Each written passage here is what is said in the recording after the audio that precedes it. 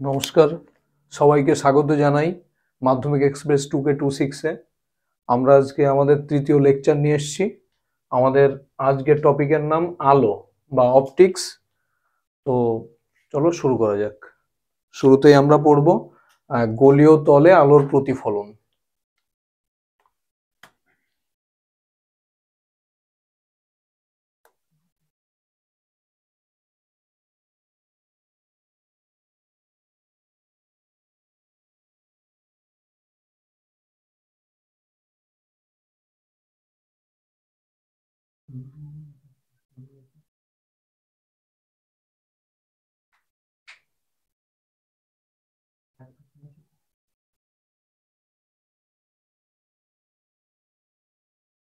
তো শুরুতে আমরা দেখব গোলীয় দর্পণ কাকে বলে।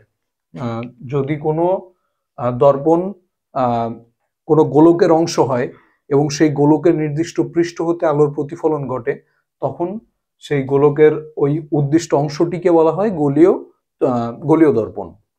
এবার গোলীয় দর্পণ সাধারণত দু ধরনের হয়। এক হচ্ছে অবতল দর্পণ বা কনকেভ মিরর, আর দুই হচ্ছে উত্তল দর্পণ বা কনভেক্স মিরর।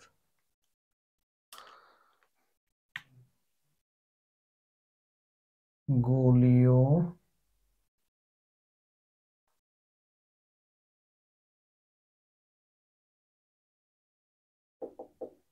দর্পণ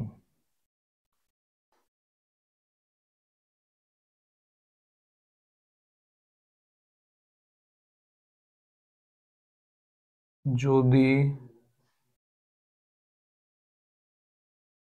কোনো গোলকের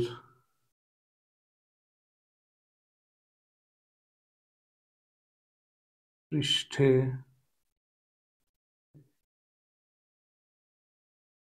আলোর প্রতিফলন হয়, তবে ওই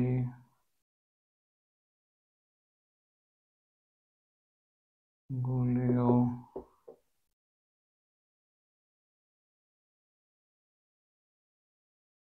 পৃষ্ঠকে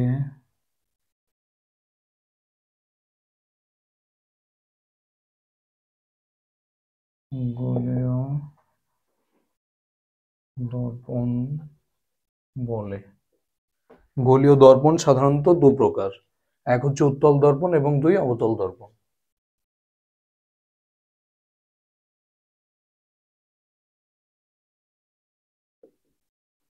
গোলীয় দর্পণ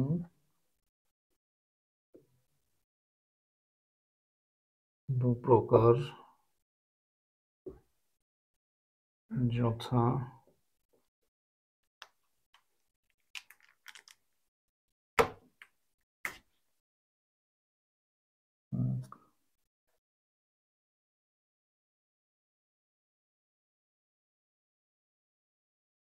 উত্তল দর্পণ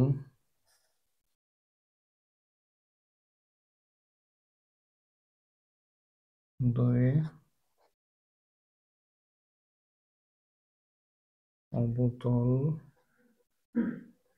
দর্পণ।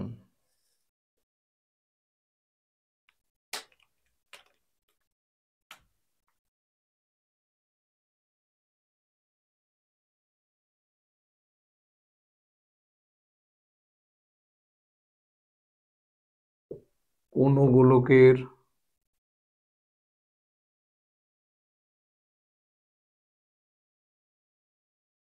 উত্তল পৃষ্ঠে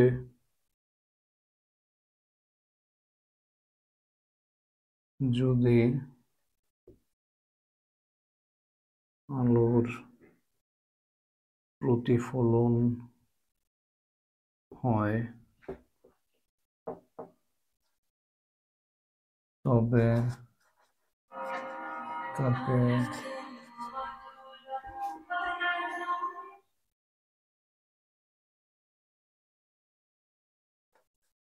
উত্তল দর্পণ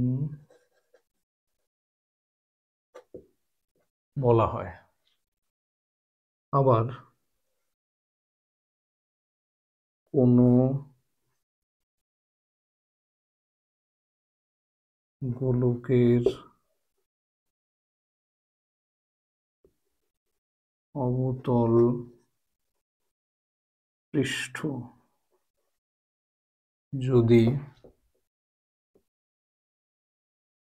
পৃষ্ঠে যদি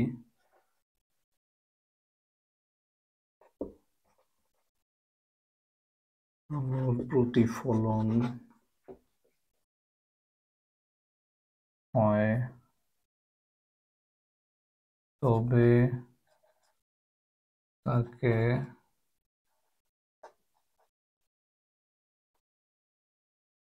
অবতল দর্পণ বলে। দেখো,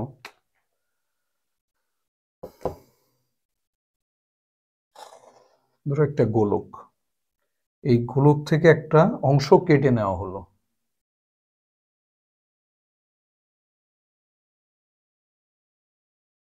এবার এই অংশে সাধারণত সিলভারের পাড়া লাগানো হয় বা রূপোর পাড়া লাগানো হয়। একটা পাশটা এখানটা দিয়ে রূপোর পাড়া লাগিয়ে দিতে পারি আমরা। আবার কি করা যায়, ধরো এই একই দর্পণে একই গোলকের একই পৃষ্ঠে সরি অপোজিট পৃষ্ঠে যদি পাড়া লাগিয়ে দেওয়া হয়, তো দেখো এই যে ঢালু যে পাশটা সেটাই, যে পাশটাতে সিলভারের পাড়া লাগানো হয়েছে সেখানটাতে কোনো প্রতিফলন ঘটবে না, কিন্তু স্মুথ যে পাশটা রয়েছে সেই পাশেই সাধারণত আলোর প্রতিফলন হবে, এভাবে বেরিয়ে যাবে। এবার এই পাশটাতে লাগানো রয়েছে, উত্তল পাশে লাগানো রয়েছে, সরি অবতল পাশে লাগানো রয়েছে, তাহলে উত্তল যে পাশটা রয়েছে সেখানে আলো পড়বে এবং সেখান থেকে প্রতিফলিত হবে।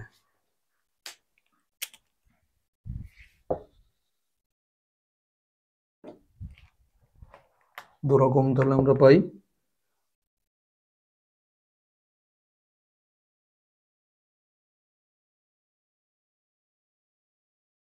এক হচ্ছে আলোর উত্তল পাশে পাড়া লাগানো এবং অবতল পাশে আলোর প্রতিফলন ঘটবে। তো এটা হচ্ছে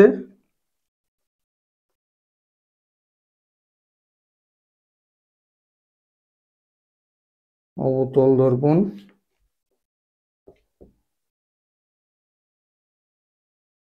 এবার গোলকের কাটা অংশের অবতল পাশে যদি পাড়া লাগানো থাকে, অবতল মানে হচ্ছে যে পাশটা ঢালু, সেই পাশটাতে পাড়া লাগানো, তাহলে আলোর প্রতিফলন ঘটবে উত্তল পৃষ্ঠে। এই জন্য এটা হচ্ছে উত্তল দর্পণ।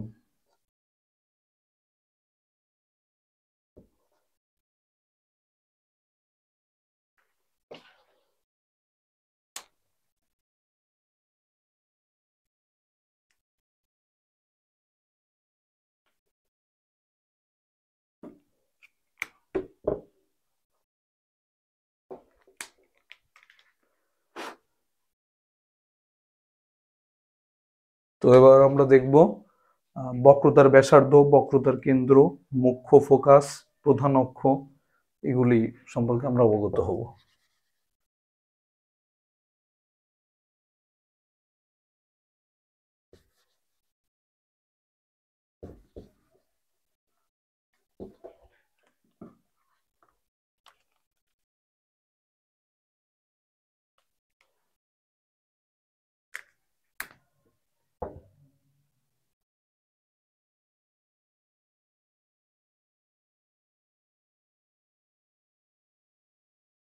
বক্রতার কেন্দ্র,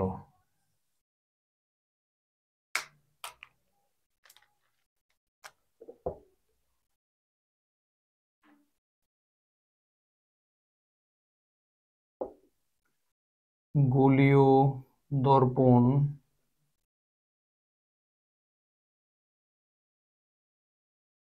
যে গোলকের অংশ ছিল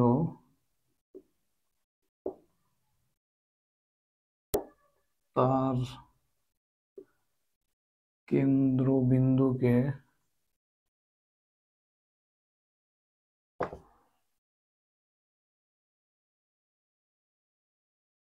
বক্রতার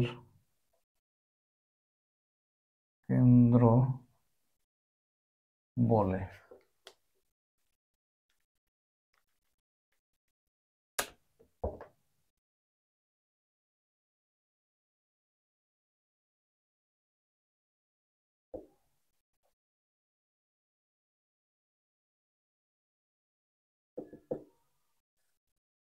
বক্রতার ব্যাসার্ধ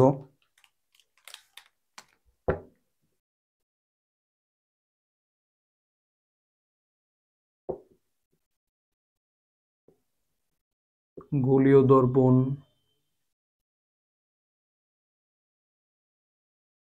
যে গোলকের অংশ ছিল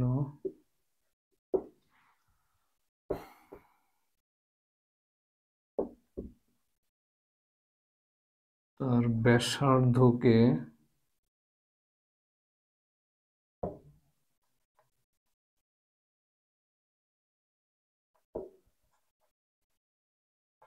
বক্রতার ব্যাসার্ধ বলে।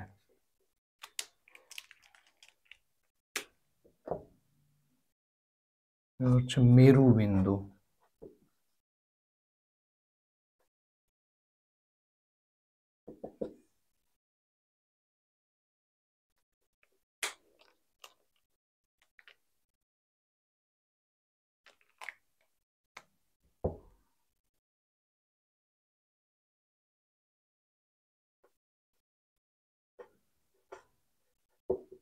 গোলীয় দর্পণের যে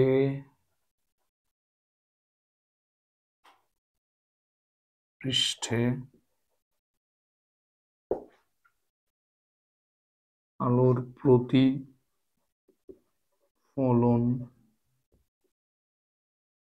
ঘটে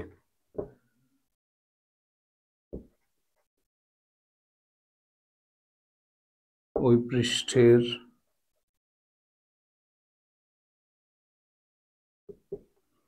মধ্যবিন্দুকে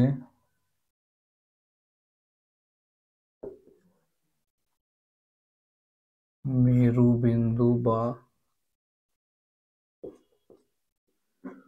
পোল বলা হয়। এবার আমরা একটা অবতল দর্পণের সাহায্যে একটা অবতল দর্পণের চিত্র অঙ্কন করব এবং সেই অবতল দর্পণের সাহায্যে বক্রতার ব্যাসার্ধ, বক্রতার কেন্দ্র এবং মেরুবিন্দু আমরা আইডেন্টিফাই করব।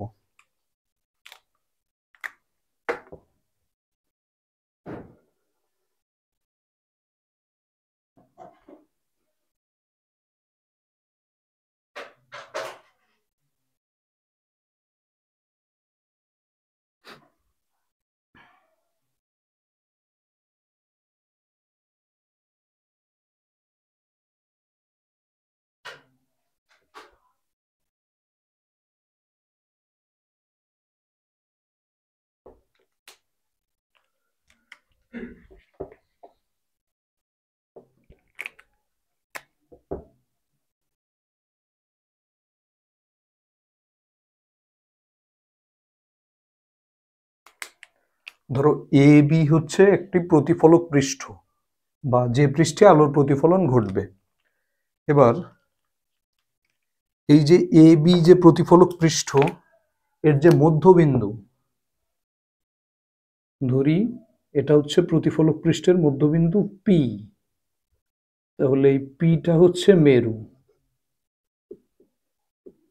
এবার দেখো এই যে ডট ডট দেওয়া আছে, ধরি আমরা এই যে প্রতিফলক পৃষ্ঠটা, এটা এই টোটাল একটা গোলকের থেকে কেটে নেওয়া হয়েছে। এবার এই গোলকের একটা কেন্দ্র ছিল, সেই কেন্দ্রটাকে আমরা ধরলাম সি। এবার এখানে দেখো গোলীয় দর্পণ যে গোলকের অংশ ছিল তার কেন্দ্রবিন্দুকে বক্রতার কেন্দ্র বলে। তাহলে এই সি হচ্ছে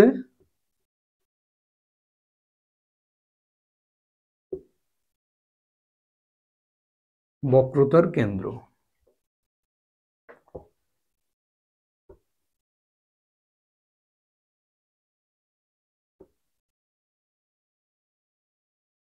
আর এই যে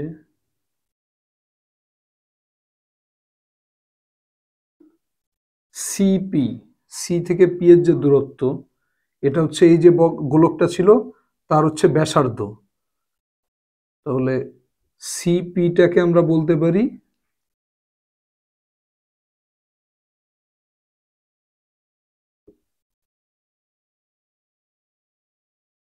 বক্রতার ব্যাসার্ধ।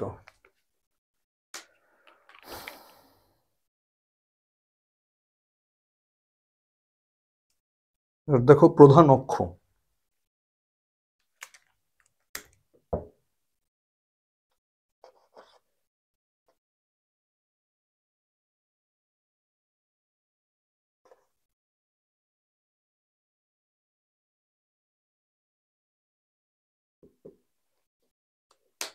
প্রধান অক্ষ বলতে কি বোঝায়? প্রধান অক্ষ হচ্ছে দর্পণের যে মেরু বিন্দু, সেই মেরু এবং বক্রতার ব্যাসার্ধ, এই মেরু এবং বক্রতার ব্যাসার্ধ সংযোজক যে সরল রেখা, সেই সরল রেখাকে প্রধান অক্ষ বলে।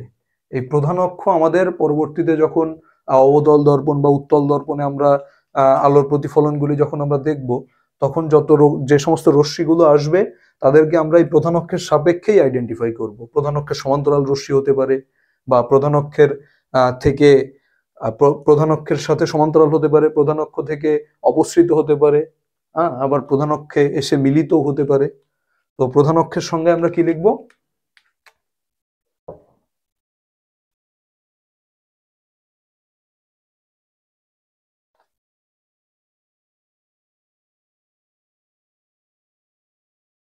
গোলীয় দর্পণের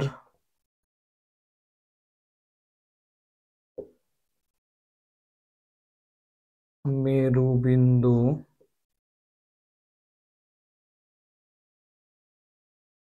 ও বক্রতার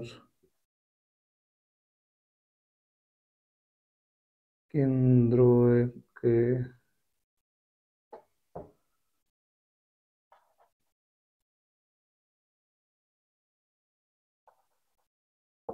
সংযোগকারী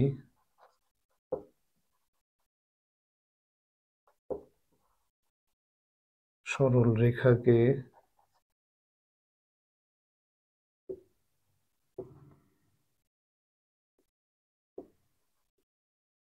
প্রধান অক্ষ বলা হয়।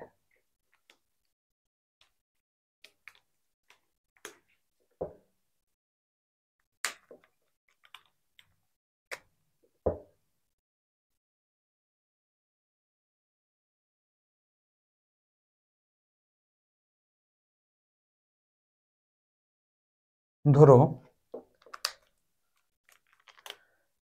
এই দর্পণের পি হচ্ছে মেরু এবং সি হচ্ছে বক্রতার ব্যাসার্ধ। তাহলে এই পি এবং সি কে সংযোগকারী যে সরল রেখা,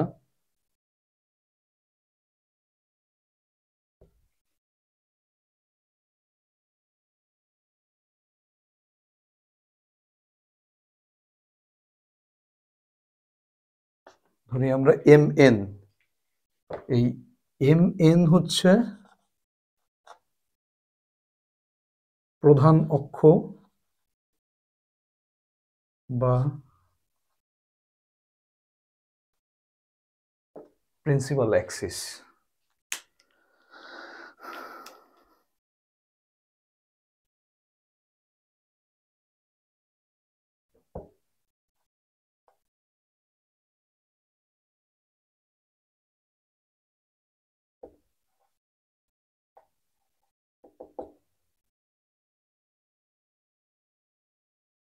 উপাক্ষীয় রশ্মি,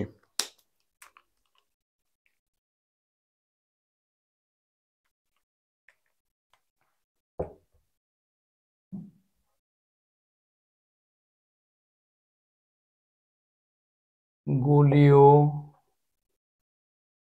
দর্পণের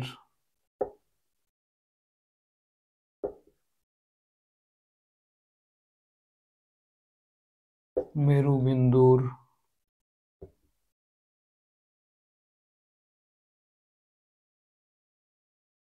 খুব নিকটবর্তী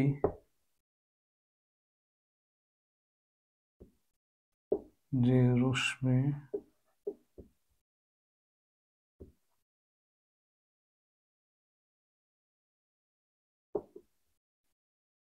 আপতিত হয় এবং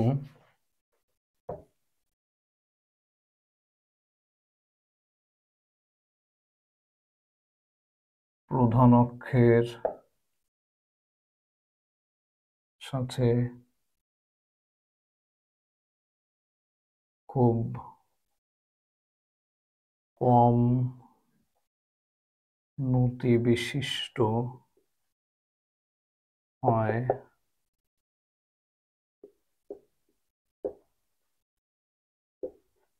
উক্ত রশ্মিকে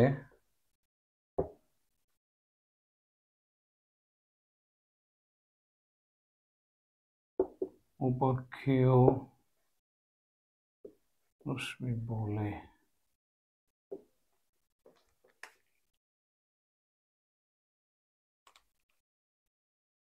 এবার আমরা দেখব অত্যন্ত গুরুত্বপূর্ণ একটা জিনিস, সেটা হচ্ছে মুখ্য ফোকাস বা প্রাইমারি ফোকাস। মুখ্য ফোকাস, প্রাইমারি ফোকাস, এটার সংজ্ঞা এবং চিত্রাঙ্কন করে সেটা শনাক্ত করা, এটা মাধ্যমিকে মাঝে মাঝেই আসে। তো চলো,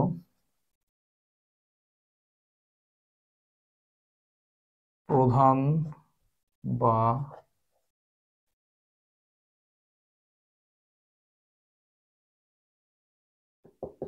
মুখ্য ফোকাস।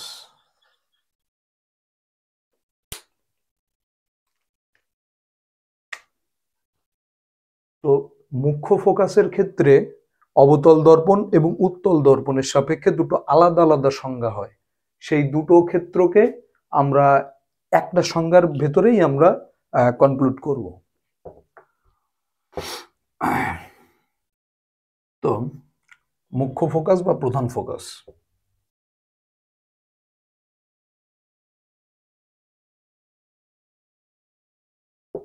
গোলীয় দর্পণের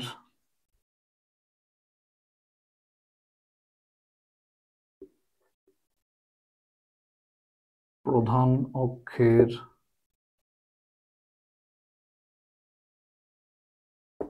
সমান্তরাল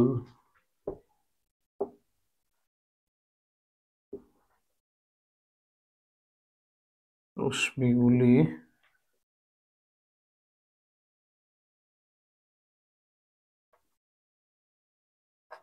দর্পণে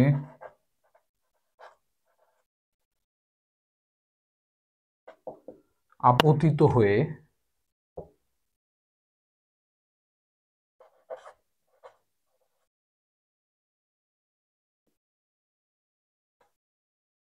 প্রতিফলিত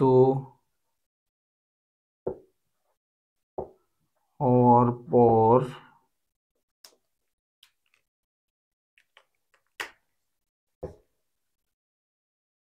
এক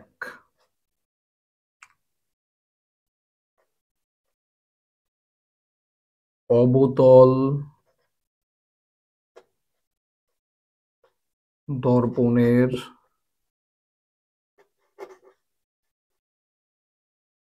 প্রধান অক্ষের যে বিন্দুতে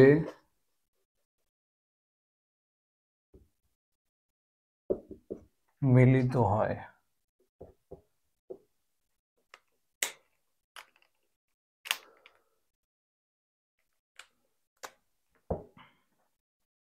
দুই উত্তল দর্পণের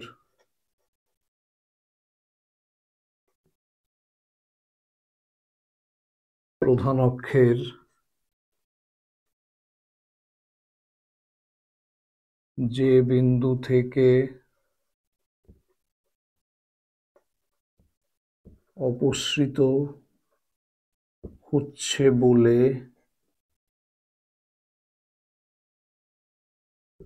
মনে হয়।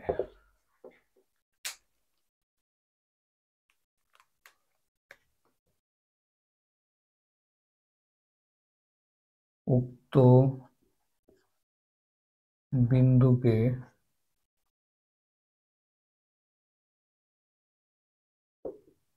গোলীয় দর্পণের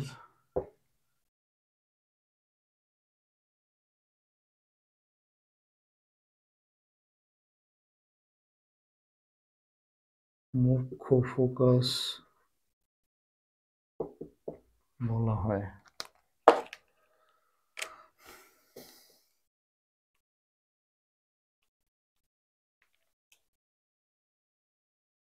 তো আমরা একটা ছবির মাধ্যমে সেটা দেখব। দেখো,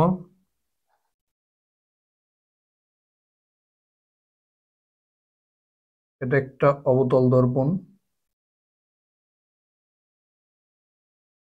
এ হচ্ছে তার মুখ্য প্রধান অক্ষ। তো প্রধান অক্ষের সমান্তরাল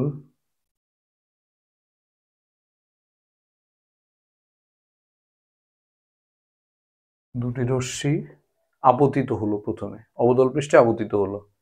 এবার আপতনের পর দেখতে পাবো একটা নির্দিষ্ট বিন্দুতে এসে প্রধান অক্ষের সমান্তরাল যে রশ্মিগুলি সেগুলি মিলে যাচ্ছে বা মিলিত হচ্ছে।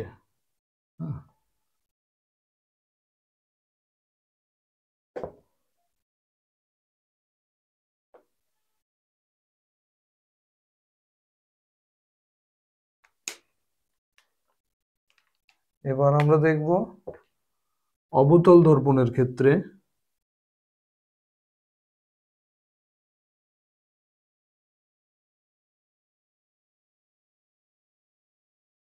এটা হচ্ছে তার মুখ্য ফোকাস, প্রধান অক্ষ। এবার প্রধান অক্ষের সমান্তরাল রশ্মিগুলি উত্তল পৃষ্ঠে আপতিত হচ্ছে। উত্তল পৃষ্ঠে আপতিত হওয়ার পর প্রতিফলিত হয়ে এরা দূরে সরে যেতে চেষ্টা করবে। এবার এরা তো মিলিত হচ্ছে না, এটা হচ্ছে অভিসারী অভিসারী দর্পণ, আর ওটা হচ্ছে অপসারী দর্পণ। যেহেতু পৃথক হয়ে যাচ্ছে, এ যাচ্ছে এদিকে, এ যাচ্ছে এদিকে, তাহলে এরা তো বাস্তবে তো মিলিত হবে না। কিন্তু দেখো, সব ভুলে যে যদি এই প্রতিফলিত যে দুটি রশ্মি আছে তাদেরকে যদি আমরা দেখি, এদের যদি কিছুটা বর্ধিত করে পেছনে নিয়ে যাওয়া হয়, তাহলে মনে হচ্ছে যে ওরা এই বিন্দু থেকে অবস্থিত হচ্ছে বা এই বিন্দু থেকে যাচ্ছে। তাহলে অবতল দর্পণের ক্ষেত্রে প্রধান অক্ষের সমান্তরাল রশ্মিগুলি প্রধান অক্ষের যে বিন্দুতে মিলিত হয়, আর উত্তল দর্পণের ক্ষেত্রে প্রধান অক্ষের সমান্তরাল রশ্মিগুলি প্রতিফলনের পর প্রধান অক্ষের যে বিন্দু থেকে অপসৃত হচ্ছে বলে মনে হয়, উক্ত বিন্দুকে বলা হয় মুখ্য ফোকাস। তাকে আমরা এফ দিয়ে ডিনোট করি। এবার দেখো, এটা ছিল পোল বা মেরু পি পি। এবার আমরা আসবো ফোকাস দূরত্বে।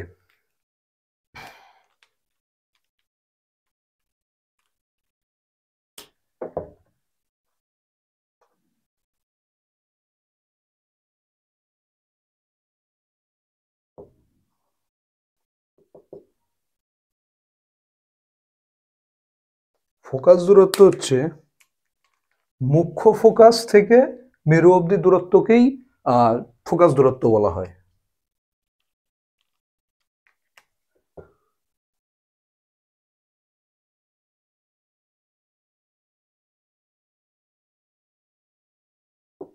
কোন গোলীয় দর্পণের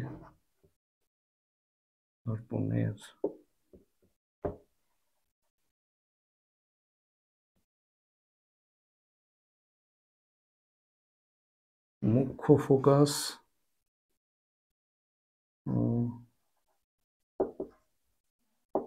মেরুর মধ্যবর্তী দূরত্বকে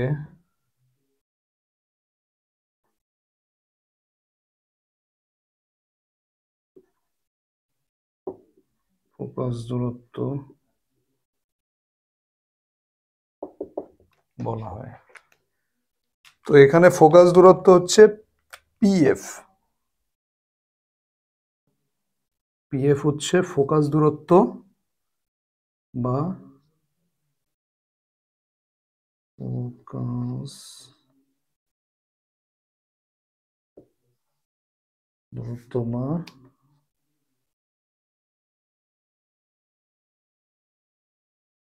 ফোকাল লেন্থ এফ।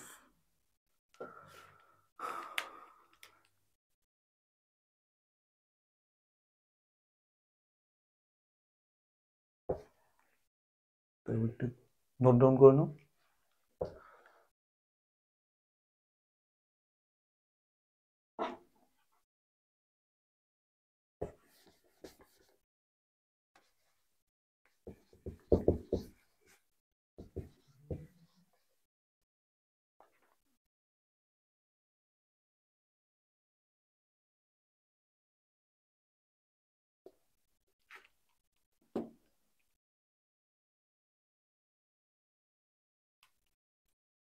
তো এবার আমরা পড়বো প্রতিফলনের সূত্র।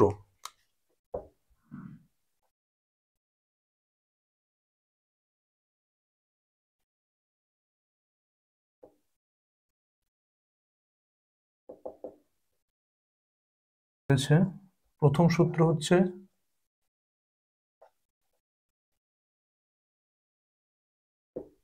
আপতিত রশ্মি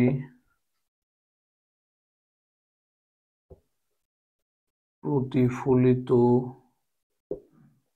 রশ্মি এবং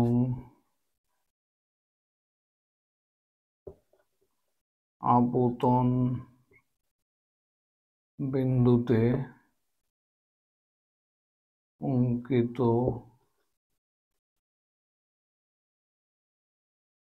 অভিলম্ব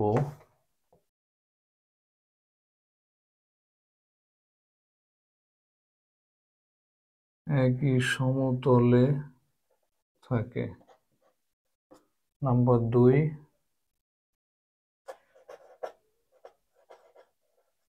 আপতন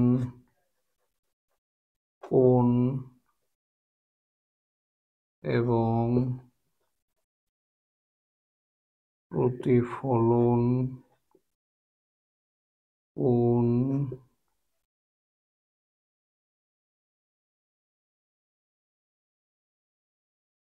সর্বদা সমান হয়।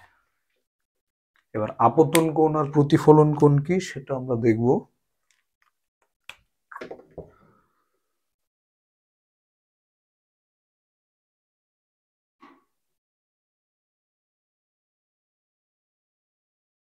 ধরো একটা অবতল দর্পণ,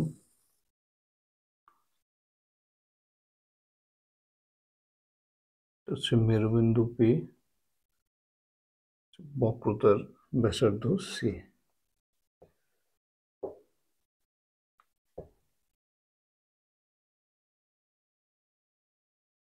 ধরো এখান থেকে একটা রশ্মি যে দর্পণে আপতিত হয় এবং এখান থেকে সে প্রতিফলিত হয় এই পথে। এবার যদি আমরা এটা তাহলে আপতন বিন্দু, আপতন বিন্দু থেকে বক্রতার কেন্দ্র থেকে আপতন বিন্দু অবধি যে রশ্মি যাবে সেটা অপরিবর্তিতভাবে ফিরে আসে। কিন্তু এখানটায় যদি আমরা, যেহেতু আমরা একটি রশ্মি দিয়ে দেখছি, তাহলে এই প্রতিফলন বিন্দুকে আমরা এম ধরে, আপতন বিন্দুকে এম ধরে নিলাম। তাহলে বক্রতার ব্যাসার্ধ থেকে আপতন বিন্দু অবধি যদি আমরা কানেক্ট করি, তাহলে আমরা যে দুটো কোণ পাবো,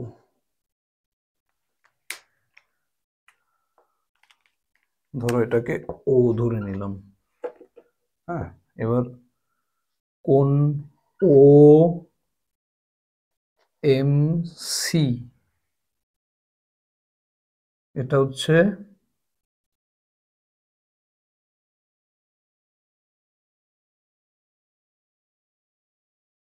আপতন কোণ ও এম সি।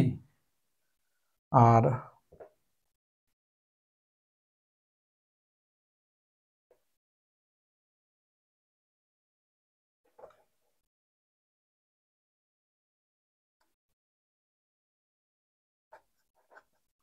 প্রতিফলন কোণ হচ্ছে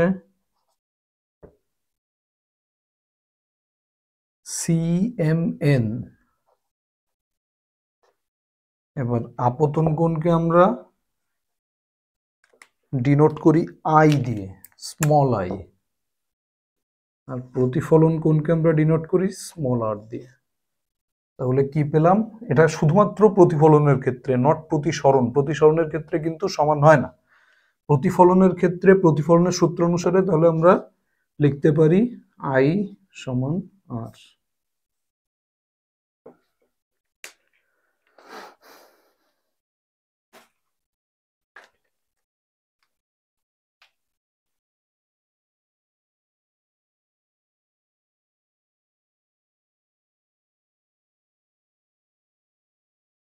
এবার আমরা বক্রতার ব্যাসার্ধ এবং ফোকাস দূরত্বের মধ্যে সম্পর্ক স্থাপন করব।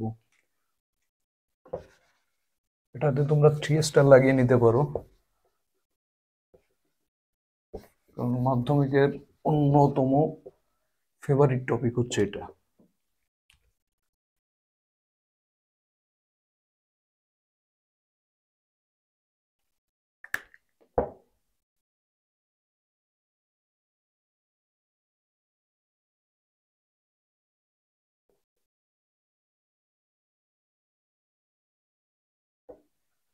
বক্রতার ব্যাসার্ধ ও ফোকাস দূরত্বের মধ্যে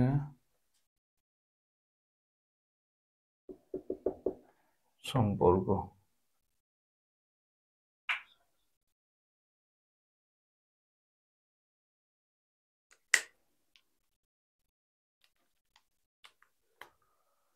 তো এটা অবতল দর্পণ নিয়ে এবং উত্তল দর্পণ নিয়ে আলাদা আলাদাভাবে করা যায়। আমি শুধুমাত্র অবতল দর্পণ দিয়েই করে দেখাচ্ছি, আর উত্তল দর্পণের ওটা তোমাদের SW থাকলো।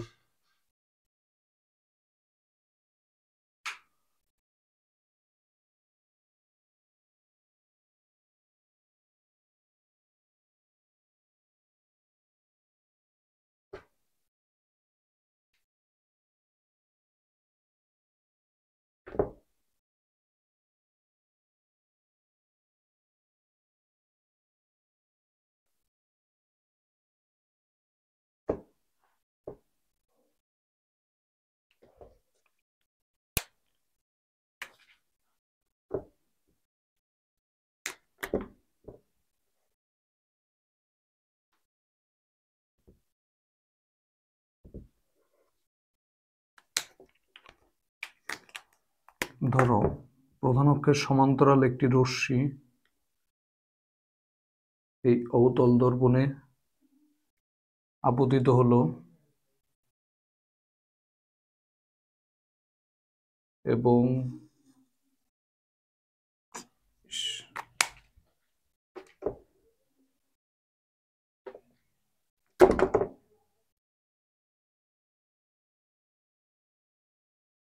এবং প্রধান অক্ষের F বিন্দু দিয়ে প্রতিফলিত হলো। তাহলে এফটা হচ্ছে মুখ্য ফোকাস, সিটা হচ্ছে বক্রতার কেন্দ্র, পি হচ্ছে পোল বা মেরুবিন্দু।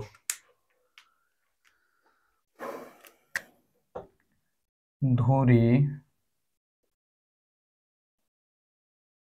ক্ষুদ্র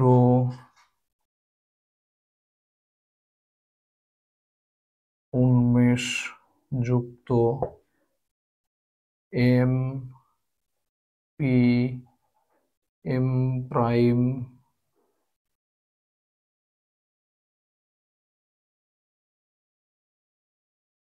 অবতল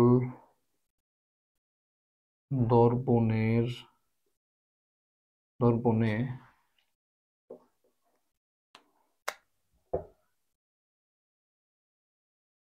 মেরু বিন্দু পি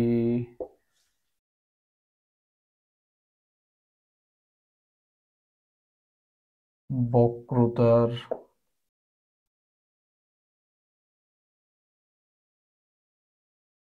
কেন্দ্র সি এবং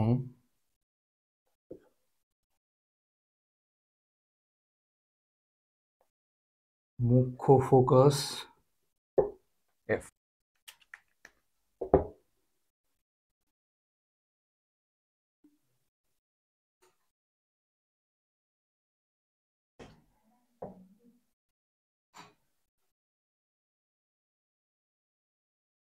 ধরা যাক এ বি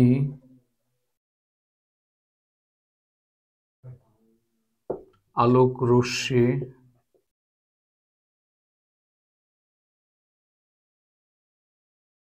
বি বিন্দুতে আপতিত হয়ে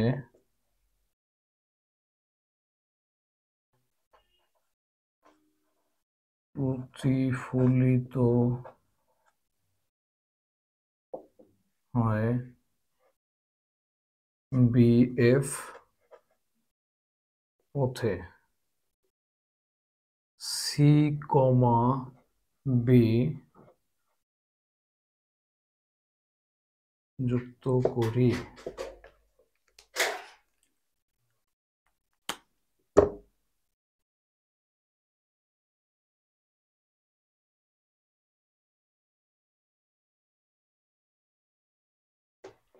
এবার দেখো সি বি যুক্ত করলাম। এবার আপতন বিন্দু এবং বক্রতার যে কেন্দ্র সি বি সি, এটা হচ্ছে এই বিন্দুতে অঙ্কিত অভিলম্ব। তাহলে এখানে আমরা আপতন কোণ কি পাই? আপতন কোণ পাই এ বি সি, আর প্রতিফলন কোণ পাই সি বি এফ।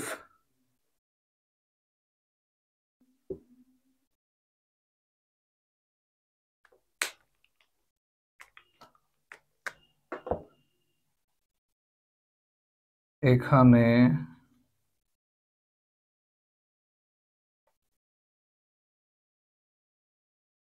আপতন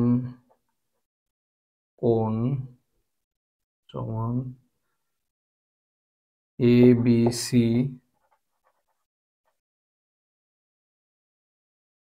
প্রতিফলন কোণ সমান সি বি এফ। এবার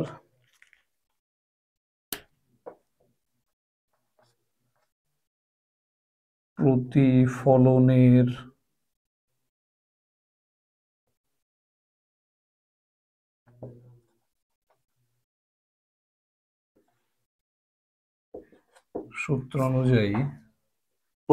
সূত্রানুযায়ী আপতন কোণ সমান প্রতিফলন কোণ।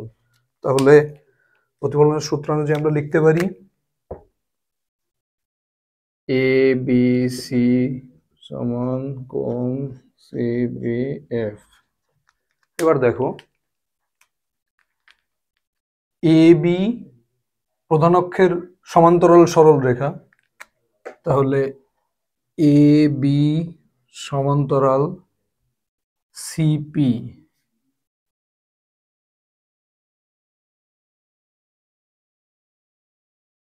এবং বিসি ভেদক। তাহলে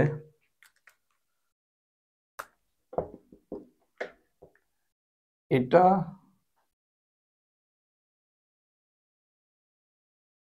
আর এটা একান্তর কোণ। এ বি সি সমান বি সি এফ।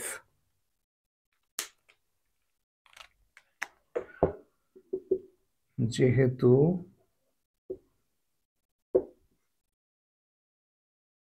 একান্তর কোণ, তাহলে আমরা কি লিখতে পারি? এই দুটো মিলিয়ে, সুতরাং ত্রিভুজ BCFA কোণ CBF ইকুয়ালস কোণ ABC সমান CBF, আবার ABC সমান BCF, তাহলে CBF সমান BCF।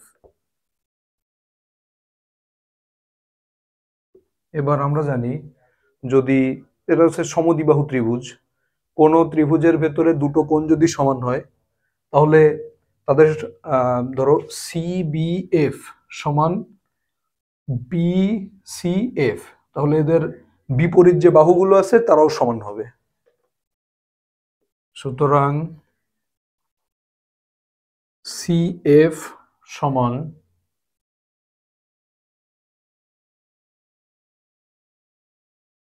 BF।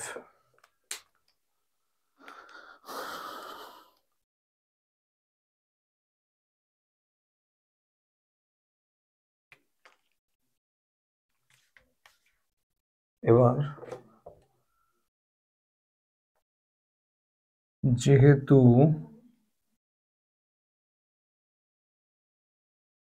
ক্ষুদ্র উন্মেষ যুক্ত দর্পণের ক্ষেত্রে B এবং P বিন্দু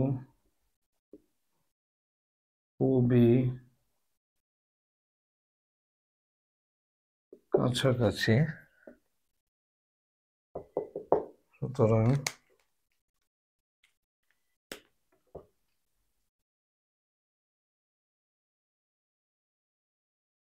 BF প্রায় সমান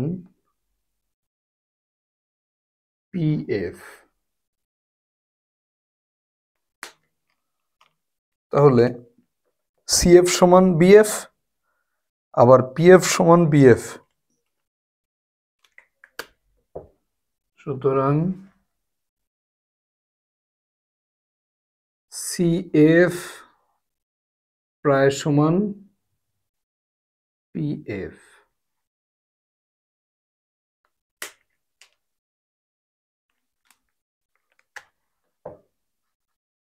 Now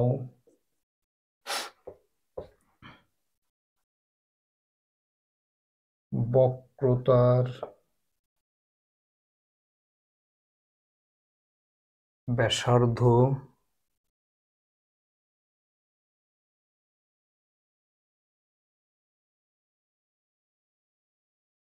PC equals CF plus PF। বক্রতার কেন্দ্র এবং মেরুবিন্দু এর মধ্যবর্তী দূরত্ব হচ্ছে PC বা CP, এটা হচ্ছে বক্রতার ব্যাসার্ধ। এবার CP সমান CF প্লাস PF। এবার CF প্লাস CF, যেহেতু CF প্রায় সমান PF, তাহলে PF এর জায়গায় আমরা CF লিখে দিলাম, 2 ইন্টু CF। আর এই CF-টাই হচ্ছে ফোকাস দূরত্ব, বক্রতার কেন্দ্র এবং মুখ্য ফোকাসের মধ্যবর্তী দূরত্ব CF, তাহলে এটা ফোকাস দূরত্ব 2 ইন্টু ফোকাস দূরত্ব। তাহলে বক্রতার ব্যাসার্ধ সমান 2 ইন্টু ফোকাস দূরত্ব, বা বক্রতার ব্যাসার্ধ ফোকাস দূরত্বের দ্বিগুণ। বক্রতার ব্যাসার্ধকে আমরা R দিয়ে ডিনোট করি, ফোকাস দূরত্বকে আমরা F দিয়ে ডিনোট করি। তাহলে R ইকুয়ালস 2F, এটা প্রমাণ করতে দিতে পারে। আবার F সমান R/2, এটাও প্রমাণ করতে দিতে পারে। আবার বলতে পারে যে বক্রতার কেন্দ্র এবং বক্রতার কেন্দ্র এবং ফোকাস দূরত্বের মধ্যে সম্পর্ক স্থাপন করো, সেটা দিতে পারে। আবার দিতে পারে বক্রতার R সমান 2F প্রমাণ করো, আবার F সমান R/2 প্রমাণ করো, যে কোনোটাই দিতে পারে। তো এটা নোট ডাউন করে নাও।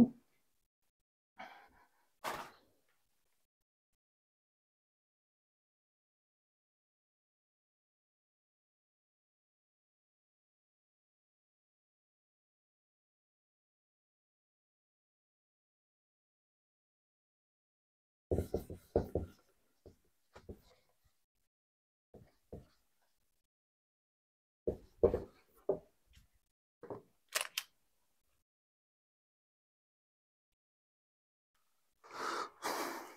এবার আমরা দেখব গোলীয় দর্পণে রশ্মি চিত্রের মাধ্যমে প্রতিবিম্ব অঙ্কনের কৌশল।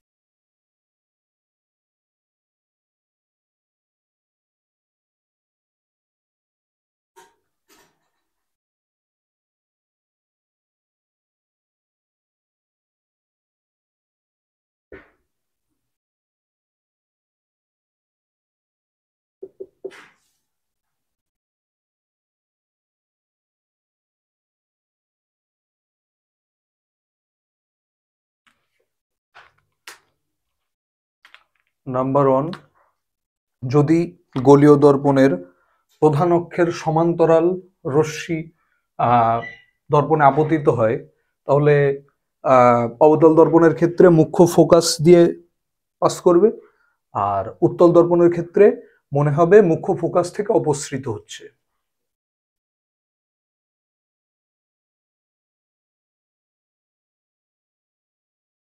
প্রধান অক্ষের সমান্তরাল রশ্মির ক্ষেত্রে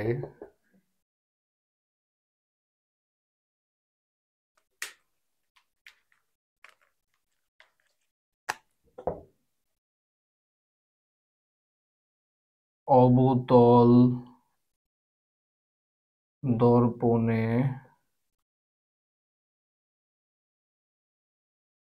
প্রতিফলিত রশ্মি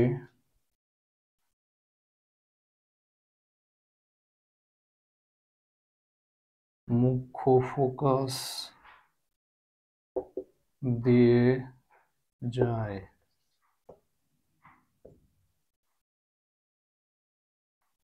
উত্তল দর্পণে প্রতিফলিত রশ্মি মুখ্য ফোকাস থেকে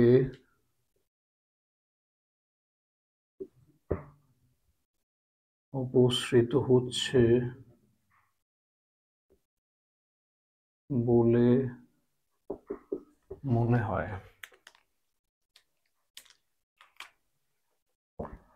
নাম্বার 2,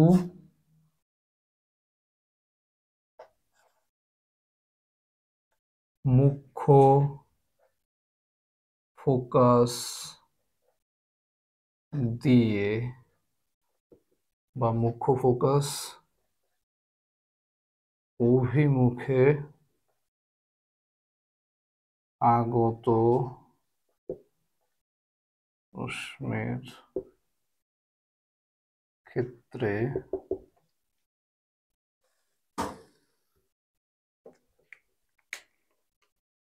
উত্তল অবতল উভয় দর্পণের ক্ষেত্রে অবতল দর্পণের ক্ষেত্রে মুখ্য ফোকাস দিয়ে যাবে, আর উত্তল দর্পণের ক্ষেত্রে মুখ্য ফোকাস অভিমুখে রশ্মিটি আগত হবে। তাহলে সেক্ষেত্রে কি হবে? উভয় ক্ষেত্রেই প্রতিফলনের পর প্রতিফলিত রশ্মি প্রধান অক্ষের সমান্তরালে নির্গত হবে। উভয় দর্পণ আলাদা করে লিখলাম না।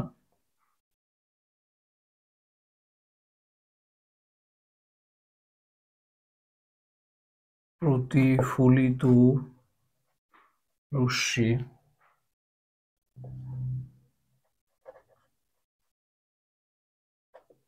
প্রধান অক্ষের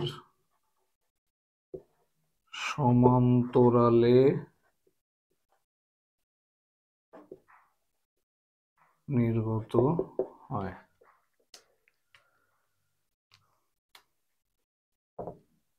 নাম্বার 3,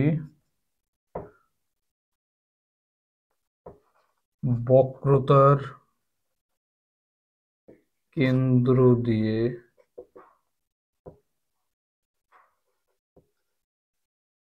আগত রশ্মির ক্ষেত্রে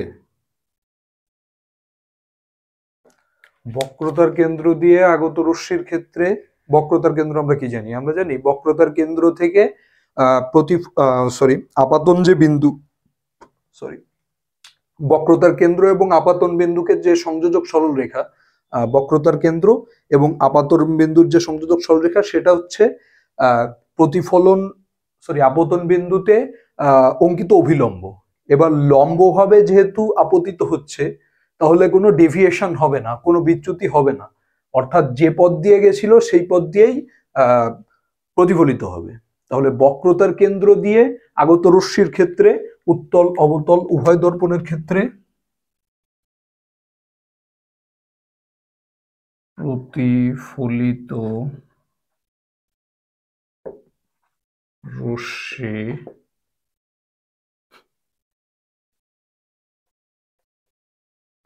আপতিত রশ্মির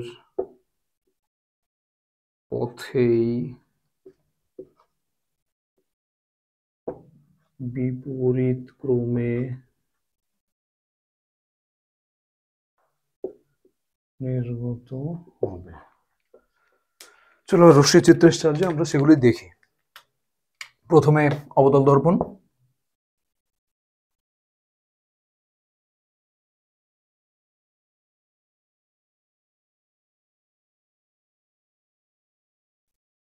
প্রধান অক্ষ মেরুবিন্দু,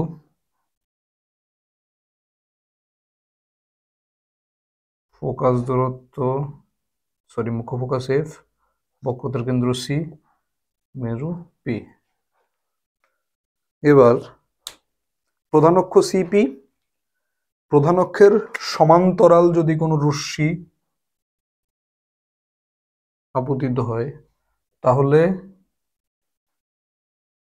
সে মুখ্য ফোকাস দিয়ে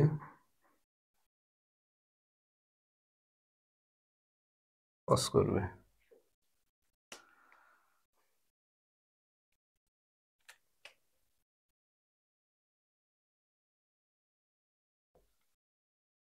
একইভাবে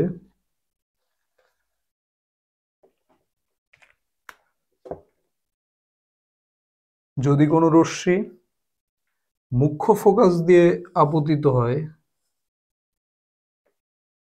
মুখ্য ফোকাস দিয়ে যদি আপতিত হয় তাহলে সেটা প্রধান অক্ষের সমান্তরালে নির্গত হবে। এবার উত্তল দর্পণের ক্ষেত্রে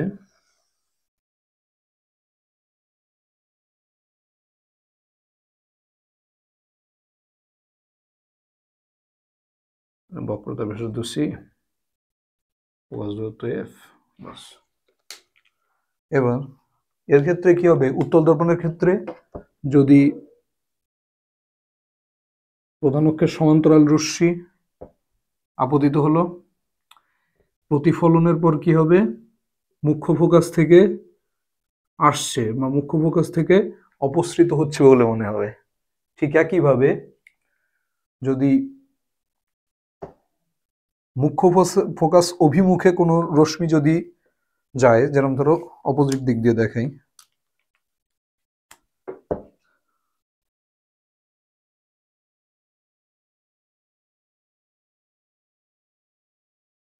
একটা রশ্মি মুখ্য ফোকাস অভিমুখে গেল, আপতিত হলো, আপতিত হওয়ার পর যখনই প্রতিফলিত হবে তখন সে প্রধান অক্ষের সমান্তরালে নির্গত হবে। প্রধান অক্ষের সমান্তরালে যাচ্ছে, মুখ্য ফোকাস থেকে অপসৃত হচ্ছে। প্রধান মুখ্য ফোকাসের অভিমুখে যাচ্ছে, প্রধান অক্ষের সমান্তরালে প্রতিফলিত হচ্ছে।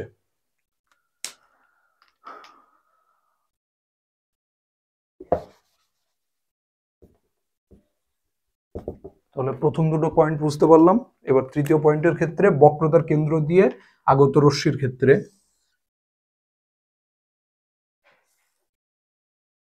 ফোকাস বক্রতার কেন্দ্র বক্রতার কেন্দ্র দিয়ে এ ধরো আপতন বিন্দু এম, সে যাই হোক এমন অসুবিধা নেই। এবার এই যে বক্রতার কেন্দ্র এবং যে আপতন বিন্দু, এদের সংযোজক সরলরেখাকে অভিলম্ব বলে। এবার অভিলম্ব বরাবর যদি যায় তাহলে আপতিত রশ্মির যে পথ সেই পথেই ব্যাক করবে, বিপরীত দিকে কিন্তু একই পথ। তাহলে বক্রতার কেন্দ্র দিয়ে যদি কোনো রশ্মি উত্তল বা অবতল দর্পণে আপতিত হয় তাহলে প্রতিফলনের পর সে একই পথে বিপরীত দিক দিয়ে নির্গত হয়। এটা অবতল দর্পণ, উত্তল দর্পণ সি সি। ধরো এই অভিমুখে আসছে একটা রশ্মি, যে পথে এলো সেই পথেই ব্যাক করবে।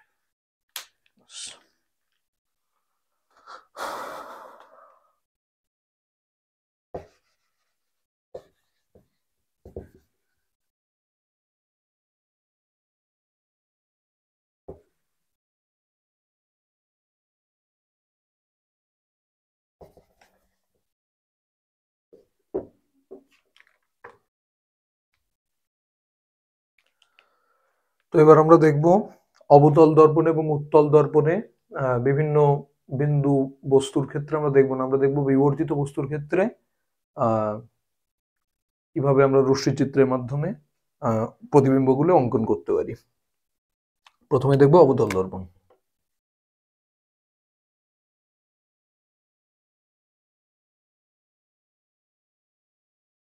অবতল দর্পণে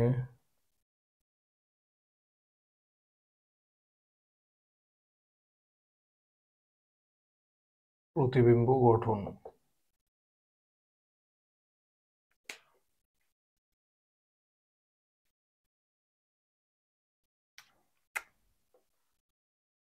এক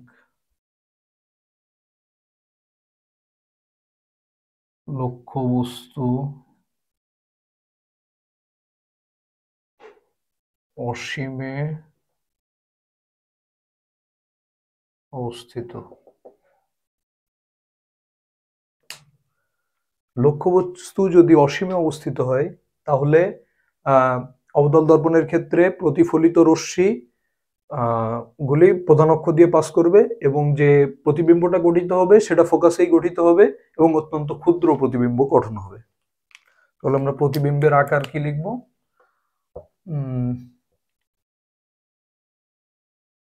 প্রতিবিম্ব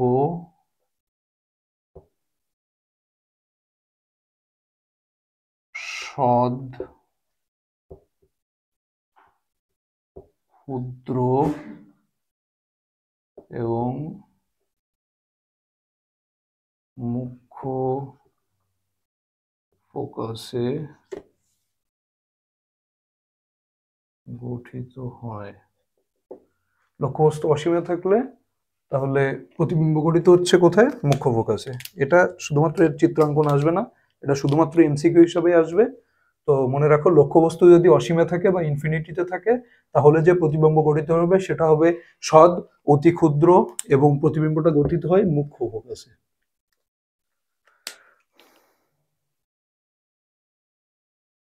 এবার লক্ষ্যবস্তু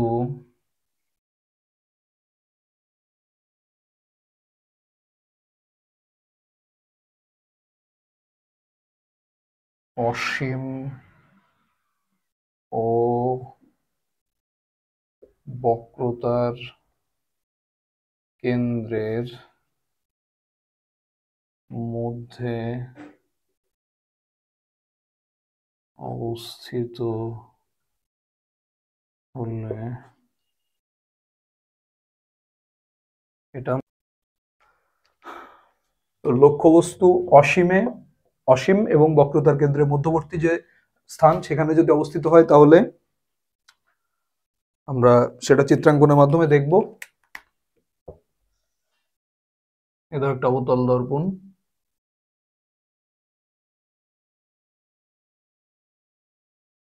মুখ্য ফোকাস,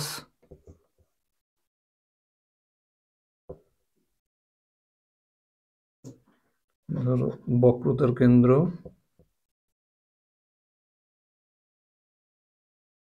বক্রতার কেন্দ্র সি, মুখ্য ফোকাস এফ। এখানটায় ধরো একটা লক্ষ্যবস্তু রাখা আছে, অসীম এবং বক্রতার কেন্দ্রের মধ্যবর্তী স্থানে। তাহলে কি হবে এখানটায়?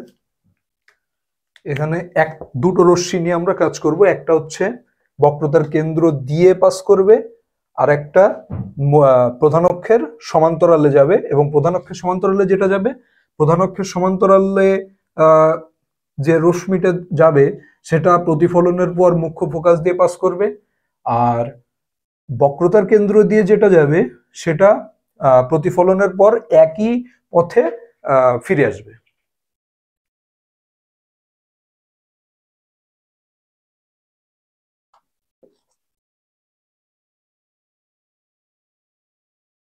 অ্যারোগুলো দিতে হবে, নাহলে ভুল হয়ে যাবে।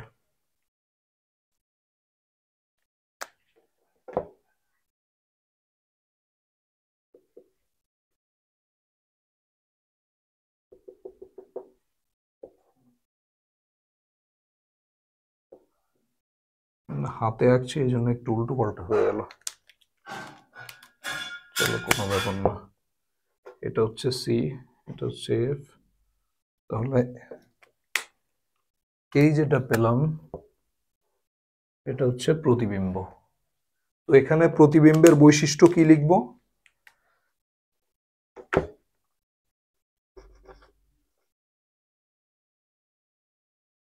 প্রতিবিম্ব সদ, ও সরি, একটা জিনিস ভুল থেকে গেছে, সেটা হচ্ছে অবশিষ্য হবে। এটা যেদিকে আছে এটা যদি তার উল্টো দিকে হয়, এটা উপরের দিকে, তাহলে এটা নিচের দিকে। তাহলে এটা যদি উল্টে যায় সেটা হবে অবশিষ্য, আর যদি একই দিকে থাকে তাহলে সেটা হবে সমশীর্ষ। সদ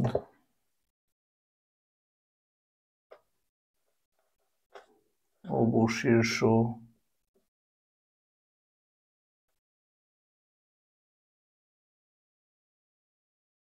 লক্ষ্য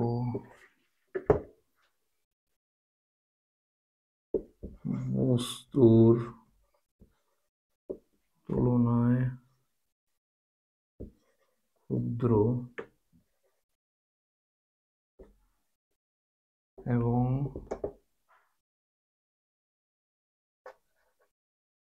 অবস্থান COF এর মাঝে।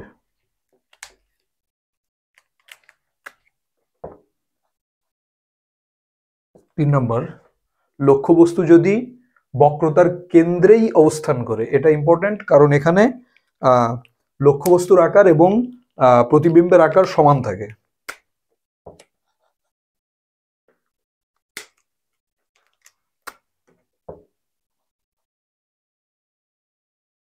লক্ষ্যবস্তু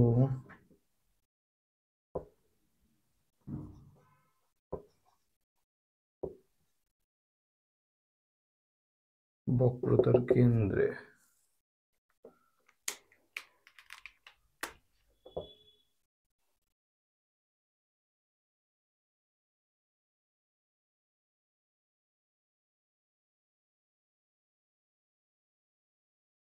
ধরো এটা এফ, এটা সি, এটা হচ্ছে লক্ষ্যবস্তু।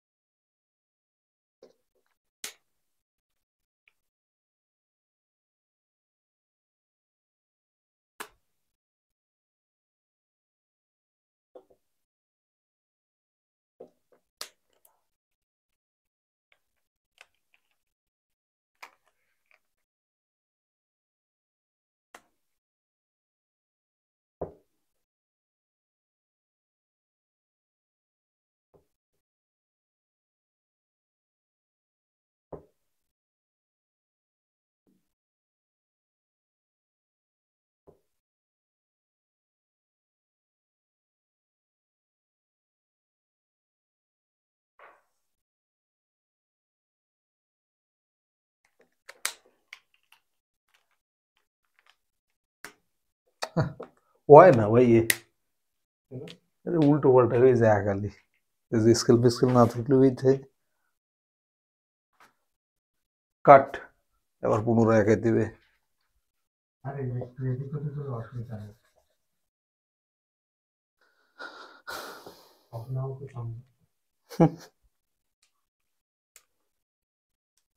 স্টার্ট। এই ছবির এই যেগুলো, এই এই টাইমটা একটু ভালো করে দেখে, মানে উল্টো পাল্টা হয়ে যাচ্ছে।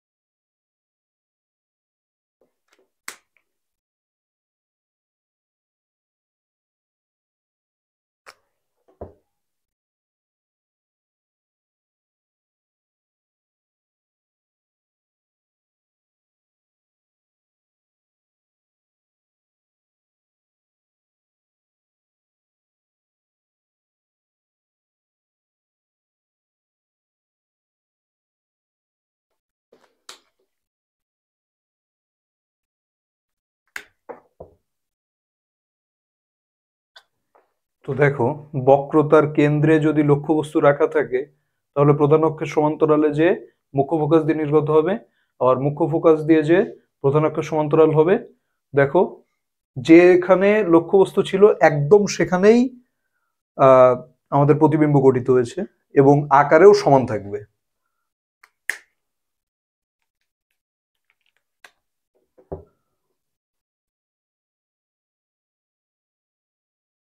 প্রতিবিম্ব সদ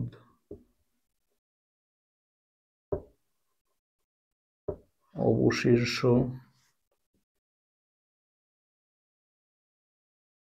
এবং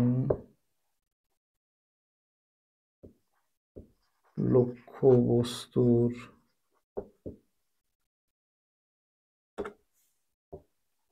সমান আকারের। আর কোথায় গঠিত হচ্ছে? লক্ষ্যবস্তু বক্রতার কেন্দ্রে ছিল, প্রতিবিম্ব বক্রতার কেন্দ্রে।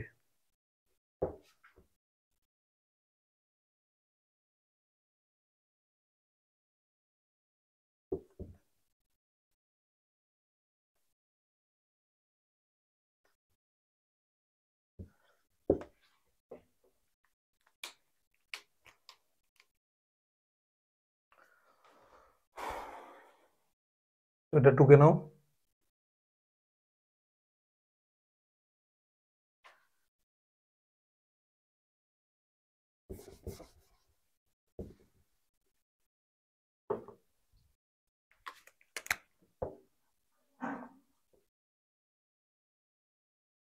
লক্ষ্যবস্তু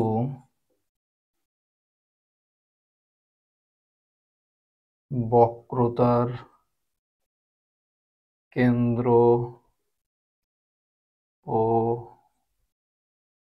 ফোকাসের মধ্যে অবস্থিত হলে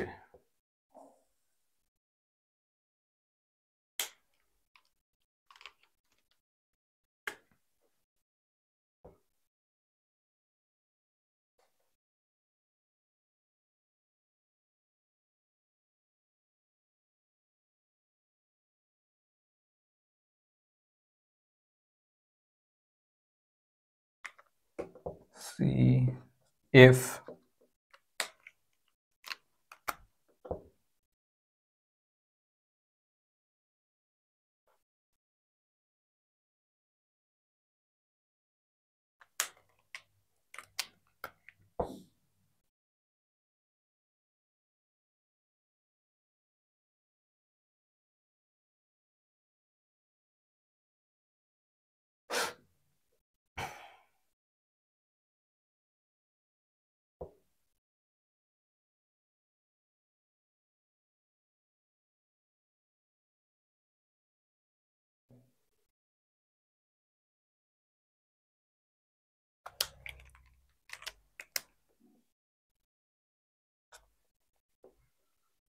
তো এক্ষেত্রে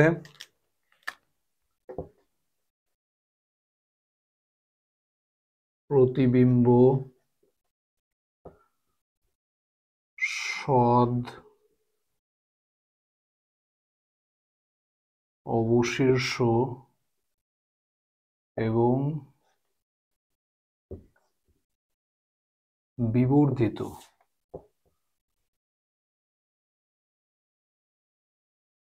অবস্থান বক্রতার কেন্দ্র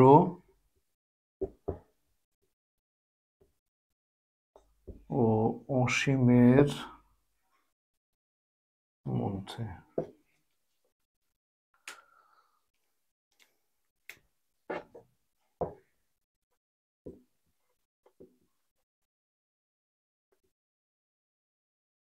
লক্ষ্যবস্তু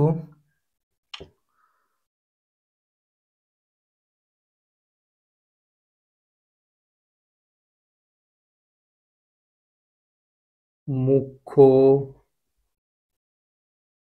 ফোকাসে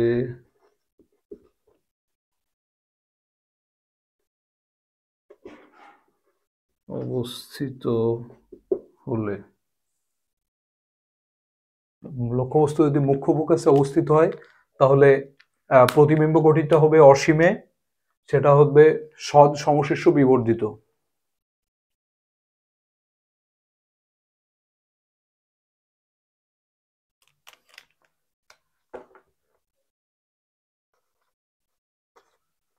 প্রতিবিম্ব সদ অবশীর্ষ, সদ হলে অটোমেটিক্যালি অবশীর্ষ।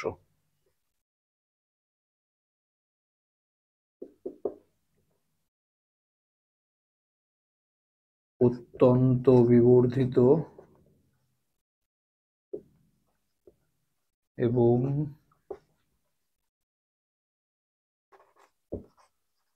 অসীমে অবস্থিত। এবার আর একটা গুরুত্বপূর্ণ জিনিস, সেটা হচ্ছে উত্তল দর্পণে আমরা এতক্ষণ তো দেখলাম সদ্বিম্ব গঠিত হচ্ছে, মানে প্রকৃতপক্ষে রশ্মিগুলো মিলিত হচ্ছে, কিন্তু এবার আমরা দেখব অবতল দর্পণে সদ হচ্ছে না, এখানে ইমাজিনারি বা অসদ্বিম্ব গঠিত হচ্ছে, মানে রশ্মিগুলো এক জায়গায় মিলিত না হয়ে ছড়িয়ে যাচ্ছে এবং মনে হবে যে একটা নির্দিষ্ট বিন্দু থেকে অপসৃত হচ্ছে। তো যে বিন্দু থেকে অপসৃত হচ্ছে বলে মনে হবে সেই বিন্দুতেই আমাদের প্রতিবিম্ব গঠিত হয়েছে বলে ধরতে হবে।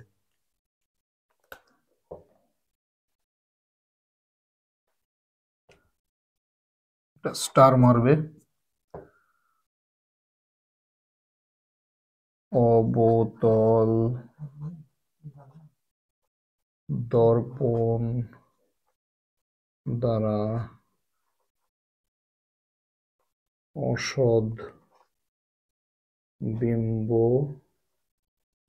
গঠন বা লক্ষ্যবস্তু মেরু ও ফোকাসের মধ্যে থাকলে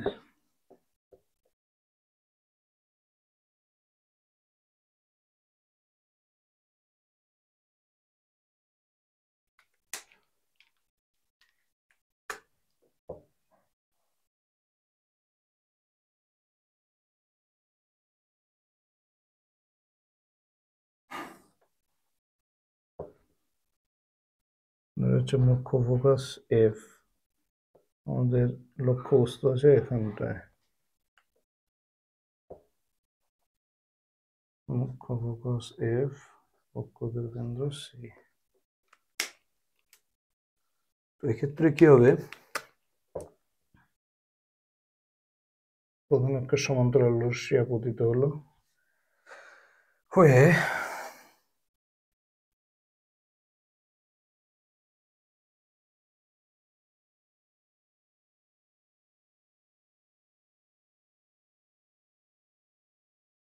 মুখ্য ফোকাস দিয়ে নির্গত হবে।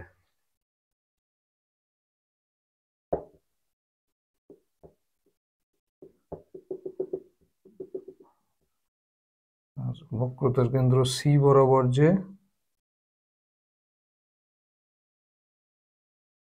একদম বিপরীত পথে আবর্তিত ব্যাক করবে।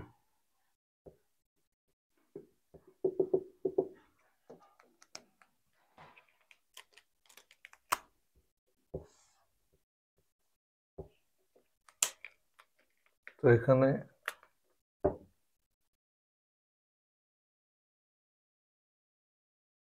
লক্ষ্যবস্তুর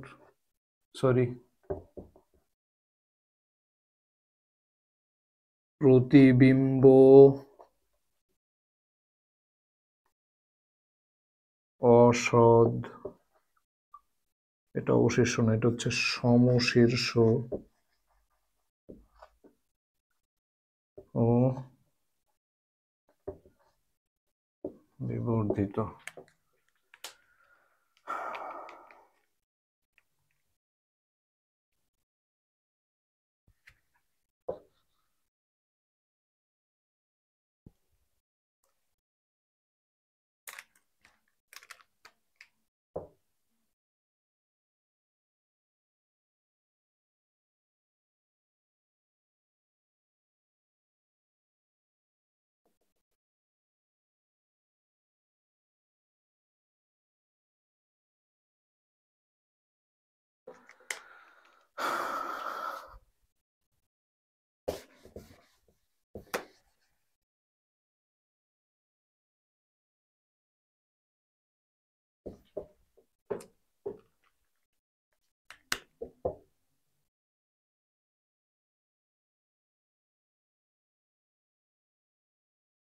এতক্ষণ আমরা অবতল দর্পণের সামনে বিভিন্ন স্থানে বস্তুগুলি রাখলে কি ধরনের প্রতিবিম্ব গঠিত হয় সেটা দেখলাম।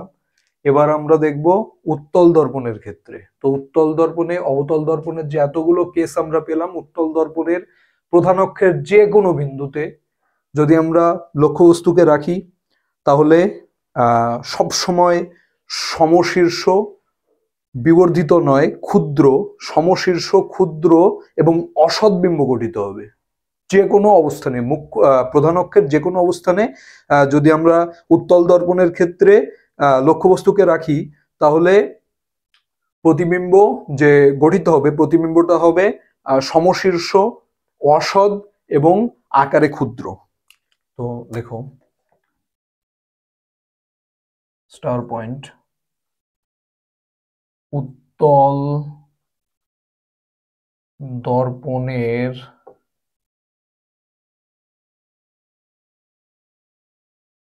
প্রধান অক্ষের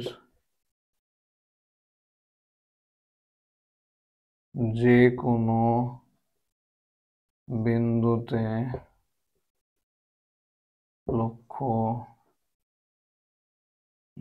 বিন্দুতে লক্ষ্যবস্তু অবস্থিত হোক না কেন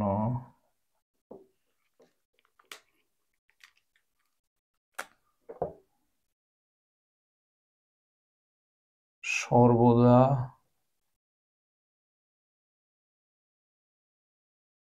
অসৎ, সমশীর্ষ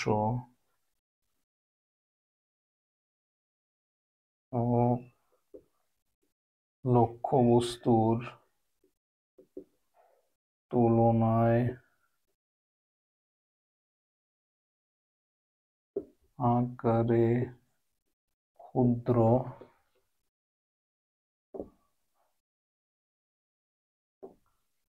প্রতিবিম্ব গঠিত হয়। তো আমরা প্রতিফলনের প্রায় শেষ দিকে চলে এসেছি। এবার আমরা দেখব রৈখিক বিবর্ধন।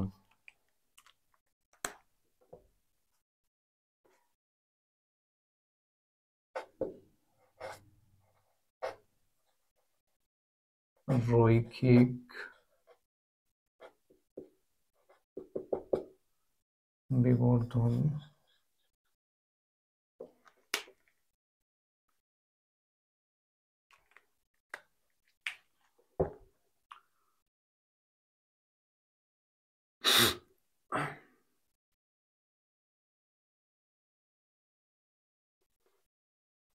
কোনো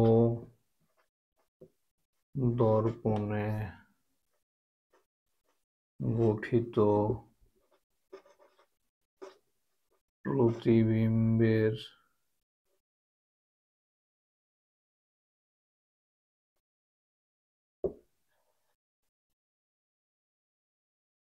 আকার এবং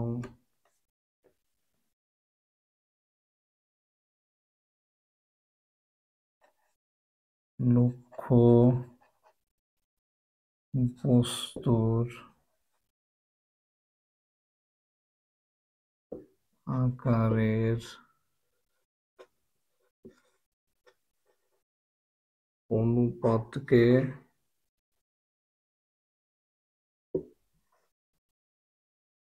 রৈখিক বিবর্ধন বলা হয়। রৈখিক বিবর্ধন বলা হয়, যেটাকে স্মল এম বলে। তাহলে স্মল এম সমান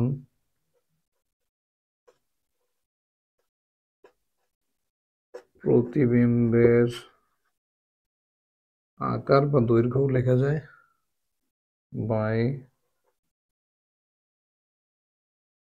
লক্ষ্যবস্তুর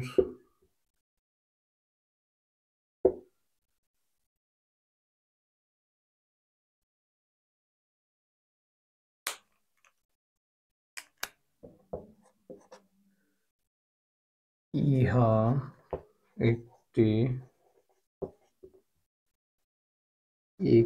এককহীন মাত্রাহীন ভৌত রাশি।